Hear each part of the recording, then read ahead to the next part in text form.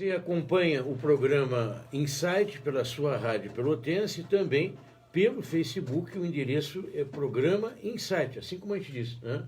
Que vai ver aí, vai assistir. Tem ouvinte? Não? Então tá bem. Então seguimos essa questão do Alzheimer, né? E não é só o Alzheimer, doenças degenerativas que vão tirando a pessoa, né, a sua consciência. Outras doenças, né? São várias doenças que são degenerativas. Mas para quem está do lado, é um problemão, porque a pessoa não morreu, mas o seu interior, né, já não existe mais como antes. Eu não sei como trabalho isso. Né? Bom, na verdade, a pessoa já morreu. Aquela pessoa, aquela mãe, aquele pai, aquele irmão, aquele filho já morreu. O que está ali é o corpo, digamos assim, a matéria só.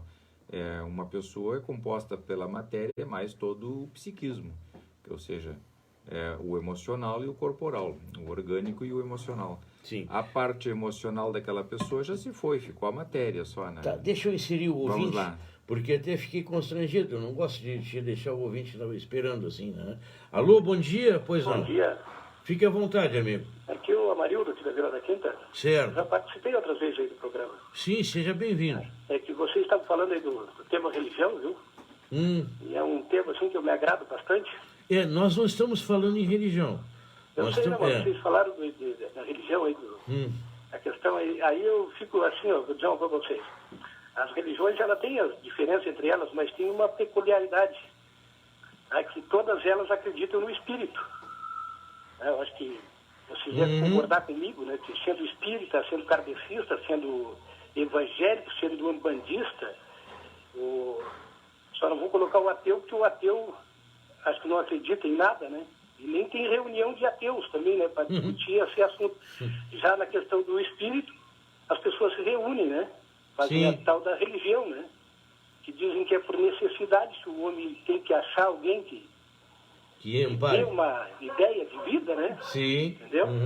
Aí tem vários argumentos assim que a gente pode usar, né? Desse tempo eu contei aqui para os rapazes aqui que eu entrei no mato e me pegou os pega-pega, aquele, né? E eu saí e fui tirar os pega-pega. E quando eu estou tirando os pega-pega, eu me questionei, né? Por que ele se pegava na perna, né? Aí eu pensei, não, ele quer se multiplicar, né? Eu trago ele de lá e com a minha sabedoria, né? Que eu sou um ser humano, sou mais inteligente dos animais, eu não percebo essa... me dei de conta, né? Mas eu pensava comigo assim, né? Foi isso aí, ele explora a minha ignorância, né? Porque eu estou esparramando ele, né? Que ele é uma erva invasora, né? Então eu estou esparramando ele sem me dar conta, né? Aí eu me dei conta, né? Eu digo, poxa, os animais, eles têm instinto, né? E agora e o vegetal? O vegetal, ele não tem cérebro, né? Mas tem instinto. Aí eu fico pensando, né? Não tem cérebro, tem. Será que é por instinto que ele se agarra em mim? Okay. Aí um rapaz disse, não, isso aí é da natureza, né? Uma explicação bem simples. Aí a gente fica pensando, né? Eu acho que as religiões, elas têm essa peculiaridade aí que eu falei. Perfeito. Né? Do espírito. Né? Que ninguém, assim, todas elas estão de acordo nesse sentido aí. Perfeito. Tá bom? Tá bem, muito obrigado pela sua participação. Ok, tchauzinho. E realmente, né, todo mundo fala em espírito, ou seja, em alguma coisa que não seja matéria, né, doutor Nilton? Na verdade, são diferentes níveis de compreensão, Leandro. Vamos sair da psicanálise, vamos para a engenharia. Quando tu olhas um edifício ou uma casa, todo mundo se alvora o direito ou a possibilidade de construir também uma casa e, de repente, consegue. Ou até um edifício pequeno, tal. Mas se nós consultarmos um engenheiro, ele vai falar de coisas tão específicas, tão complexas, como a resistência dos materiais, como os cálculos de estruturas, o porquê nós usamos um ferro de tal quantidade de aço, os ferros de construção têm maior quantidade de aço, menor quantidade de aço, por que ele usa um ferro tal e não um ferro tal, por que ele as especificações alguns todas... Alguns padrões que para eles são muito comuns e que para nós nem sequer existem. Então nós generalizamos. Mas nessa seara, né, Newton? E eu vou inserir o ouvinte. Nós podemos ter um prédio de um imóvel, mas para nós termos um lar, né, nós temos que ter um cerne de pessoas, um grupo de pessoas que têm em comum uma família, um amor entre eles, né? Claro. Porque senão fica um prédio frio, né? O calor do prédio é o calor humano que está de dentro, né? É uma coisa que é uma essência do lar, vou dizer assim, provocando, mas eu vou colocar o ouvinte e depois tu explanando. Alô, bom dia, pois não? Bom dia, tudo bem? Tudo, pode falar. Uma pergunta só muito simples. Por que temos Alzheimer? Porque é genético ou é da própria pessoa?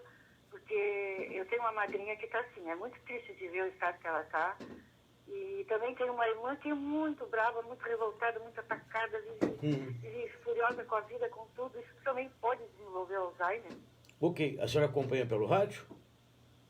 Pode Alô? ser? A senhora acompanha pelo rádio? Acompanho, pode? Ok. Pode. Um abraço para a senhora, um bom fim de semana, viu? Tá certo, muito obrigada e bom Tá aí. Sempre o ouvinte, se a gente seguir o norte do ouvinte, a gente vai bem. E aí, Nilton? Tem alguém, antes disso, tem alguém no Facebook que está perguntando o telefone da rádio, Leandro, para entrar em É contato. 3222-3950. Perfeito. Bom, a questão do Alzheimer é muito mais complexa do que simplesmente a perda de memória. A perda de memória é o ato final de uma cena de teatro que começou muitos anos atrás.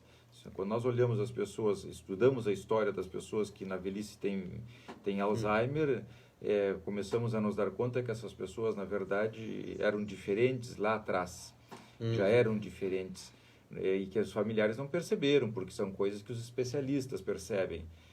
Então, são pessoas que já tinham uma dificuldade de se conectar com profundidade nos temas da casa, que eram pessoas que tinham dificuldade de se conectar consigo mesmas, pessoas que em alguns aspectos até tinham atitudes ou condutas estranhas e que eram consideradas normais, que eram motivo de brincadeira no ambiente da casa. As doenças degenerativas podem ter algum exercício, né, alguma terapia, né, para diminuir a sua evolução, além da medicamentosa. Enquanto eu deixo assim, mas o ouvinte entra, né? Vamos lá. Alô, bom dia, pois não. Bom dia. Pois não, fique à vontade, senhora. Eu gostaria de fazer uma pergunta. Claro.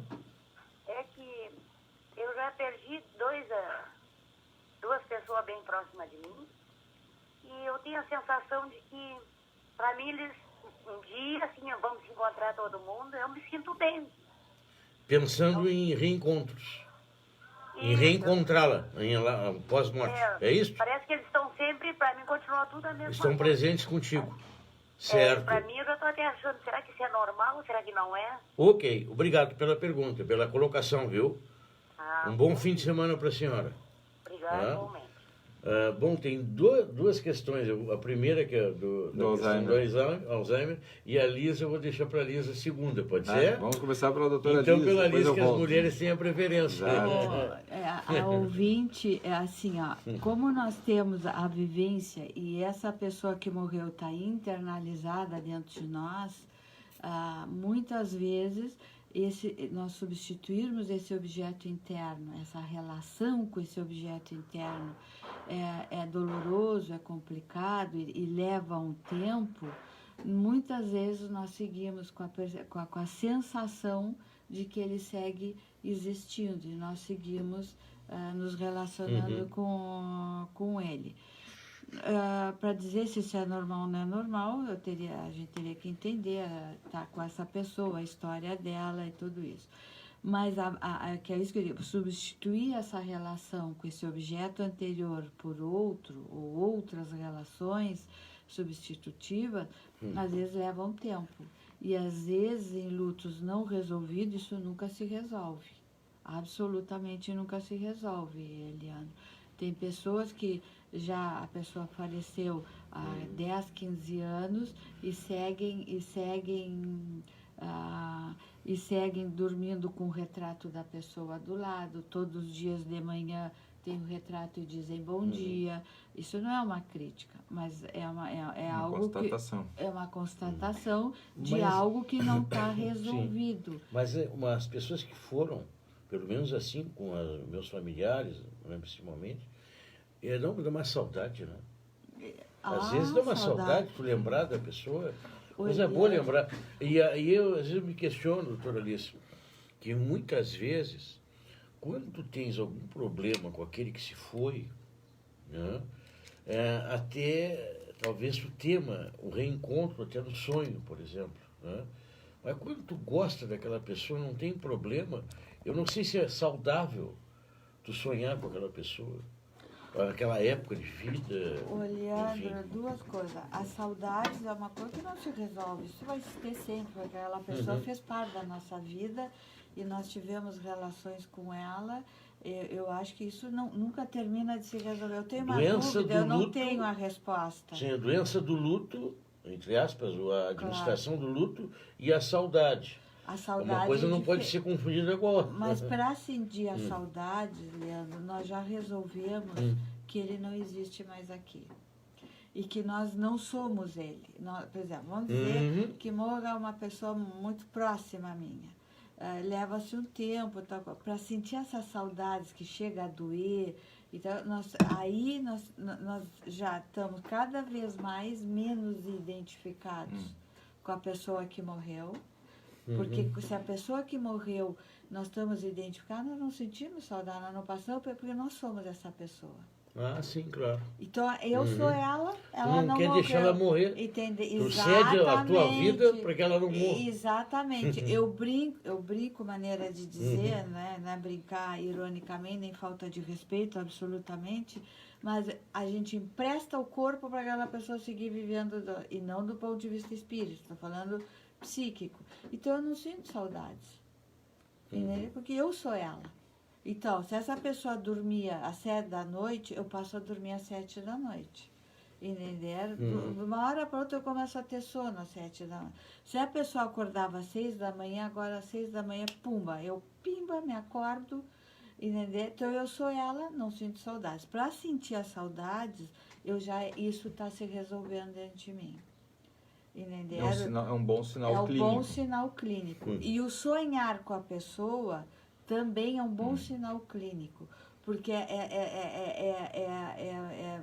um sinal que isso dentro de nós se movimentou, que essa pessoa já pode ser, vamos assim dizer... O conflito não está tão barrado, tão a nível de repressão, Sim, como o mas doutor é interessante falou. que, até usando o que a senhora falou, a última, né, que a maior parte das crenças coloca que quando tu morrer, tu vai reencontrar os teus.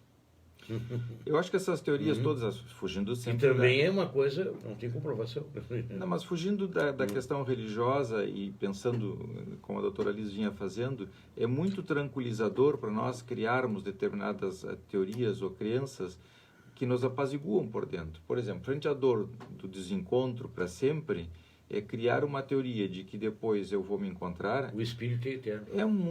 Mas é muito tranquilizador. A pessoa lida melhor, digamos assim, com aquela dor, não com o conflito em si, mas com a dor o indivíduo lida melhor. E quem não acredita em nada sofre muito quando perde uma pessoa, ou sofre muito quando imagina a sua própria morte, ser desconectado dos outros, como uma lâmpada que apaga e perde ele energia. Ele sofre porque ele se olha morto ou ele sofre porque ele perdeu alguém? Ele sofre porque ele sabe que não tem volta, é um ponto final, é um apagar de luzes. Newton, ficou a questão do Alzheimer, que eu acho que nesse momento, quantas pessoas estão com esse problema na sua família, né? De ver o seu familiar, né, se perdendo, né? Vivo, mas se perdendo. Aí nós temos a antecipação da morte, o luto se antecipa. Nós já começamos meses ou anos antes a lidar com o tema da morte daquela pessoa que já não está mais ali. A pessoa, na sua função de mãe, de pai, de irmão ou de filho ou de filhos, já não se encontra mais ali. Aquela pessoa já se foi. Então nós ficamos com uma matéria, lidamos com a matéria, e isso implica, evidentemente, em nos despedirmos, em não interagir mais, não temos o dar e receber, e assim por diante. Então isso faz com que o sujeito já lenta e progressivamente comece a se antecipar, a despedida começa antes. Mas claro, para quem não está em tratamento, não revisa isso com mais profundidade, não vai enxergar dessa forma, evidentemente, e vai tratar de achar que a pessoa escuta, que entende. Eu tenho para mim que isso acontece também com doenças mentais graves, né? Sim. Um exemplo, pessoa que está em crise, surto, né? Passa tomando remédios mais potentes, né? Quer dizer, ela raramente tens ela do teu lado, que ao longo do dia ela está contida com medicamentos, tudo. É frustrante, né, Newton? Mas você está sedada. Está sedada, não tem aquela relação, né? Ouvinte na linha, alô, bom dia, pois não? Bom dia. Bom dia. Eu queria fazer uma pergunta para o doutor. Pode fazê-lo. Eu sofri um acidente com a minha mãe. Uhum. Isso faz 25 anos. E até hoje, quando eu atravesso a rua, me parece que eu vou morrer que nem a minha mãe. Eu fico com medo, mas eu atravesso, mas sempre com aquilo na cabeça. Sim. A sua mãe faleceu nesse acidente? Nesse acidente, Nesse junto acidente. comigo. Ela morreu e eu não. Sim, senhora. Uhum.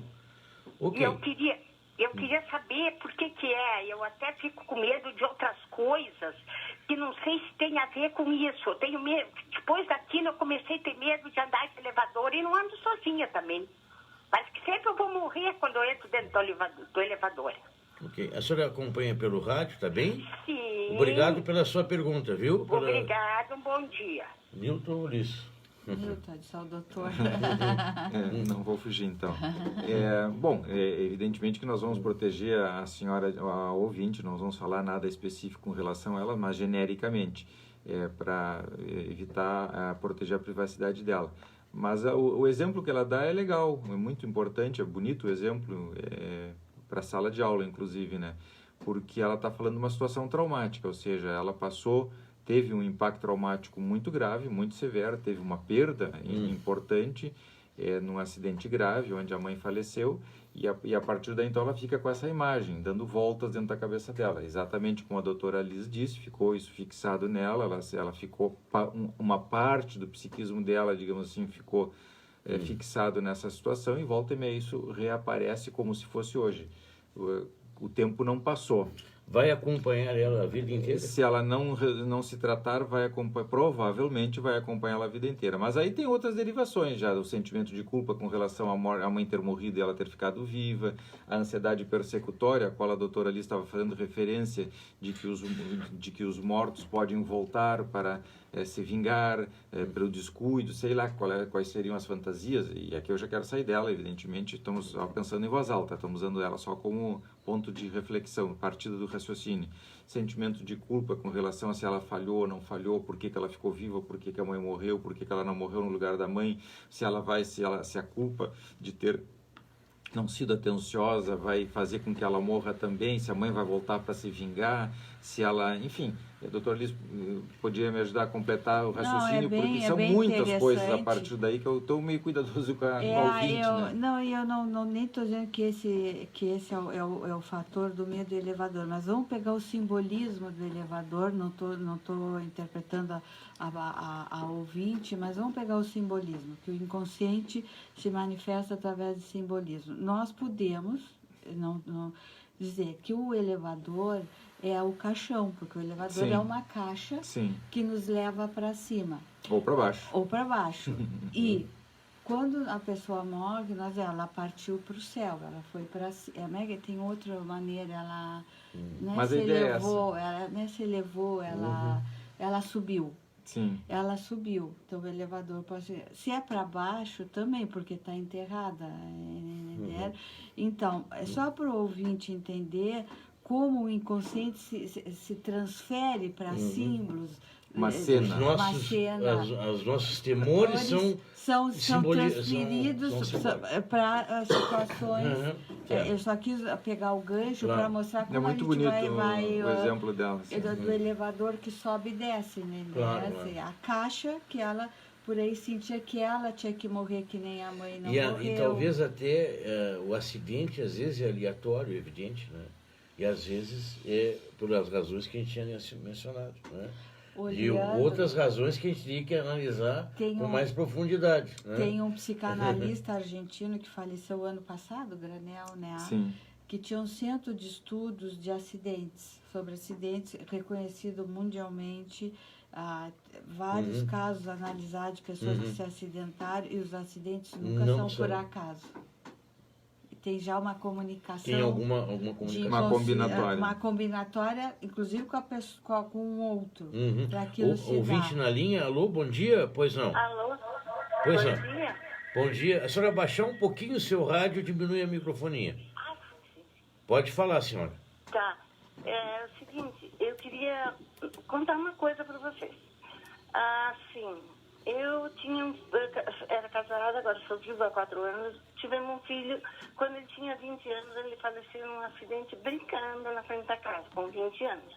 E aí, ele bateu com a cabeça numa única pedra, um paralelepípedo, estava no meio da grama, que a grama estava limpinha e ele, não sei como é que bateu, justamente com a cabeça ali. Entrou sem vida no hospital.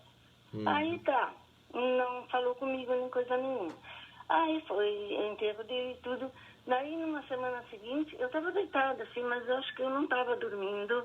E aí eu senti uma vibração tão forte que parecia assim abelhas. E aquilo um calor, assim.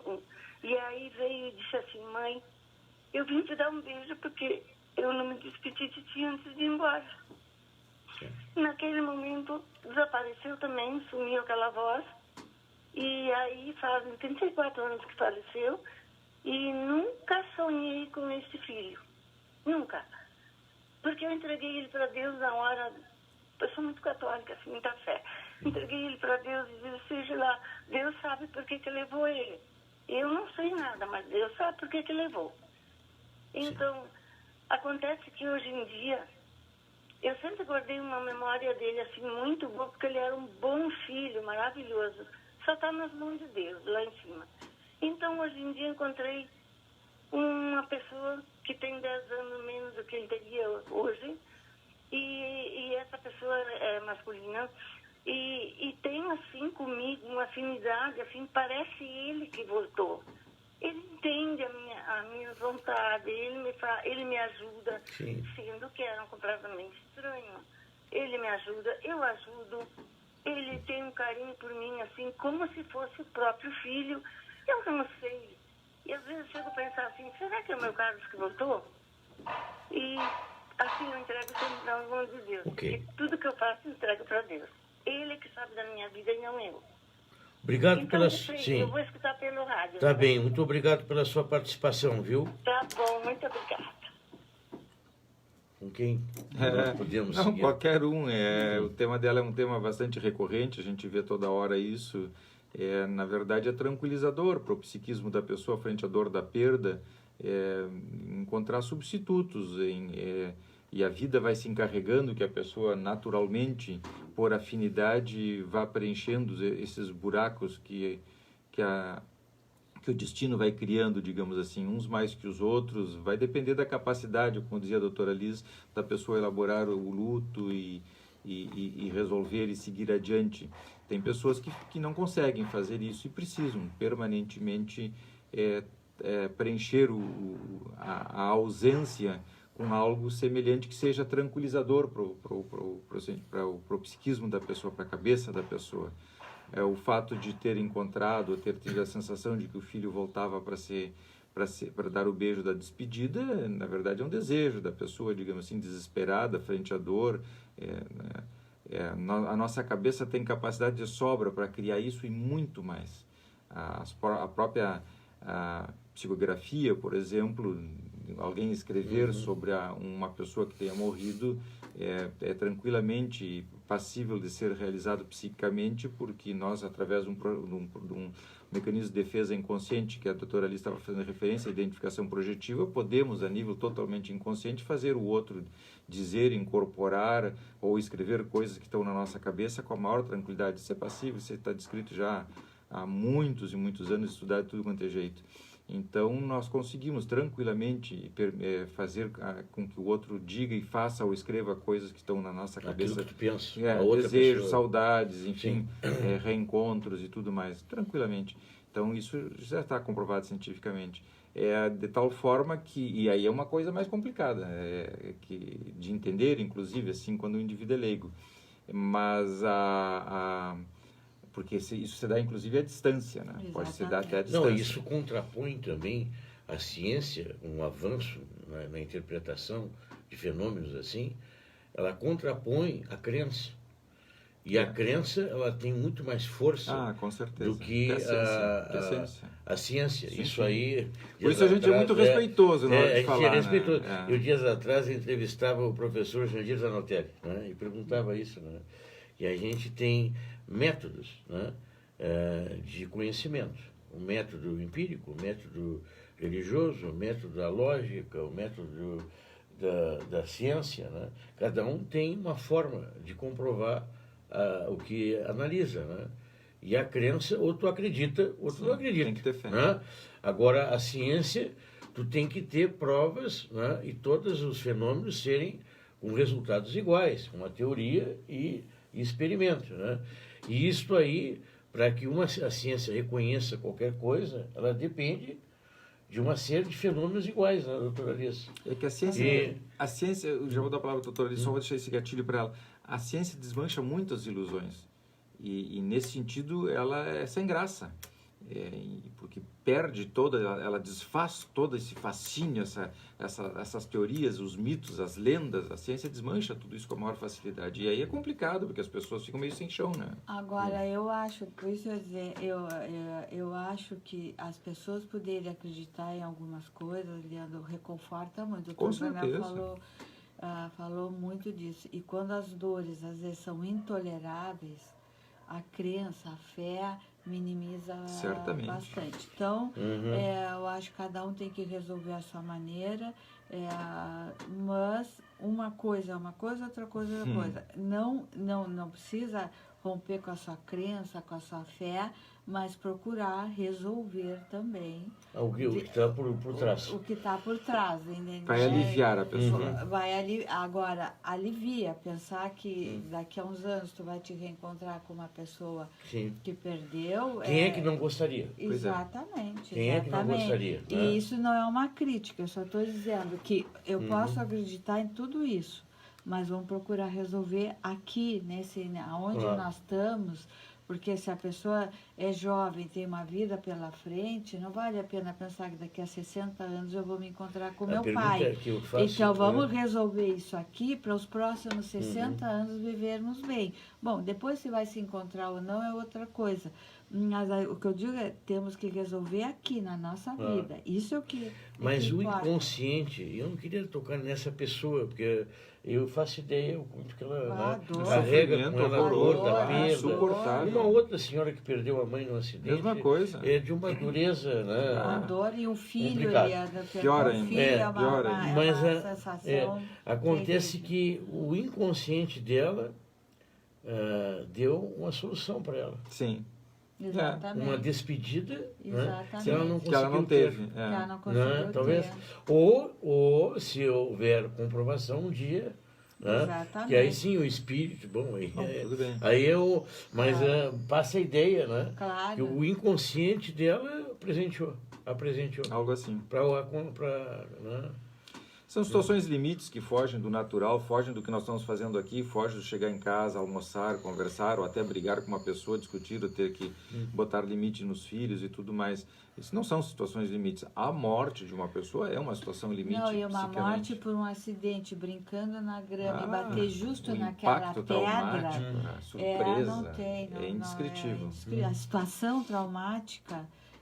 aí entra dentro das neuroses traumáticas que nós falamos. Eu lembro os casos clínicos do Freud lá do início de 1870, 80, 90. 2 livros. Eu confesso que eu li muita coisa sobre o kardecismo, né? E tem muito respeito, eu apreço as crenças, assim, mas eu não sou muito religioso, não dá para dizer que sou religioso. Mas eu li um livro do Kennan, né? Que eu até falava isso no intervalo, que ele é o mesmo autor do Sherlock Holmes, né? O Sherlock Holmes é uma ficção, né? É um autor inglês. Mas ele, na vida dele, ele fez a história, percorreu o mundo, fazendo relatos de fenômenos, né, espirituais, entre aspas, né? E que alguns ele conseguia não entender, não tinha explicação, e outros ele constatava que era, né, se prestam muito para safadeza, né, infelizmente, como tudo na vida. Né? E tem outro livro que eu acho interessante, que é Os Bichos Têm Alma. De animais que... E esse livro, os Os Bichos Têm Alma, vai ao encontro do que o Cannon fez com o kardecismo. Né? Ele percorreu o mundo atrás desses fenômenos. E Os Bichos Têm Alma trazem situações onde o animal morreu e apareceu a imagem do sonho.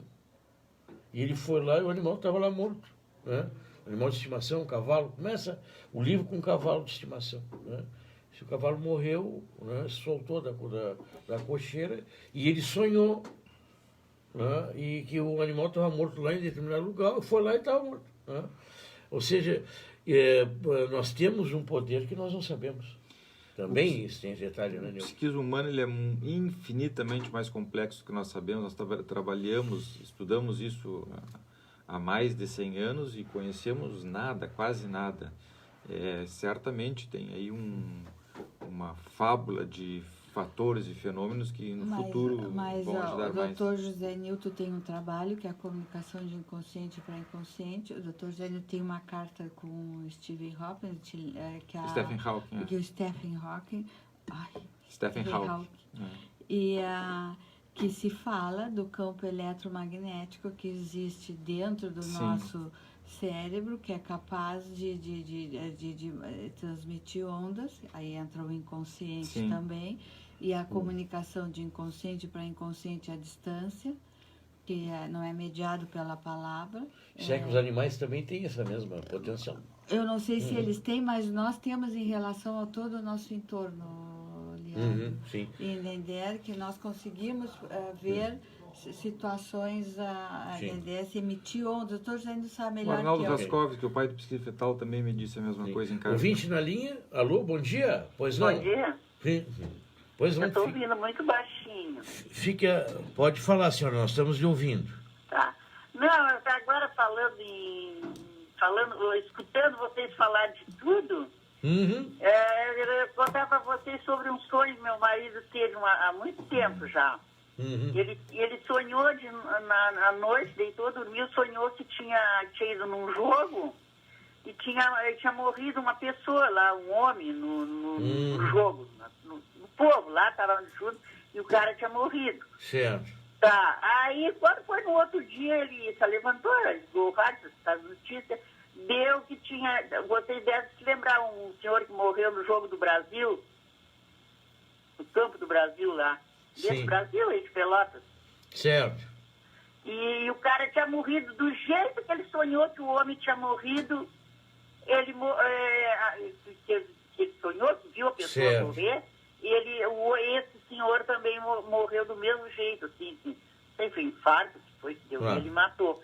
Então ele sempre ficou invocado com aquilo. Ultimamente ele fala com aquele sonho que ele teve, deu certinho, conforme ele pensou. Ok. Obrigado pela sua participação, viu? Obrigado. Um bom fim de semana para a senhora. Obrigado, igual. O sonho dessa senhora está dentro dos sonhos chamados premonitórios, que já lá em 1900 o Freud já tinha descrito e citado vários exemplos, mas que tem que ver com o tema das percepções de inconsciente para inconsciente. Agora eu vou resgatar o Júlio Granel, o professor Júlio Granel, da Escola de Acidentes da Psicanálise na Argentina, que ele dizia que o nosso inconsciente não tem uma energia, que a doutora Liz fez referência ao Stephen Hawking com a questão e que eu citei depois Arnaldo Raskovski, que ele dizia que era por física quântica, se entendia bastante bem isso, através da física quântica, que o nosso, resgatando o Granel agora, ele dizia que o nosso inconsciente não fica preso dentro de nós, que ele sai, se expande, ele vai e volta, o que permite que as pessoas tenham uma certa percepção uma das outras, que depois tem que ser decodificada em palavras. As mães têm experiências muito fortes com isso através das percepções com seus filhos. As mães têm um sexto sentido, que a gente diz, que é a experiência disso. Mas só vou completar. No nosso inconsciente tem passado, presente e futuro. Nós sabemos do nosso futuro e o granel dizia que emitia pseudópodos para o Como se o futuro. inconsciente funcionasse como uma ameba, saísse e se comunicasse. E voltasse com a percepção do futuro, com a percepção do que está por acontecer. Por aí se daria os acidentes. Sim, nessa combinatória. Nessa combinatória. Que aí deixariam de ser aleatórios. Sim. Exatamente. Ele tem O razões pra doutor ser, Jamil De qualquer- Chaim, também um psicanalista brasileiro, mas radicado na Argentina, falava que presente, passado, futuro existe, mas que O seria acaso. pela a lei da relatividade, que é Sim. o tempo é uma curva e o inconsciente trabalharia nesse nível. Porque isso que essa senhora disse, isso é confirmado com Muitos exemplos. muitos exemplos. O próprio Arnaldo Raskovski, na época, ele estava, que a mãe dele morreu, ele falava nos seminários. Sim. A mãe dele, ele estava na Itália com a esposa e se acordou de manhã também com um sonho e disse: a minha mãe morreu. E ligaram para ele, Sim. na época não tinha celular, avisando Claro. que a mãe tinha morrido, entendeu? Sim.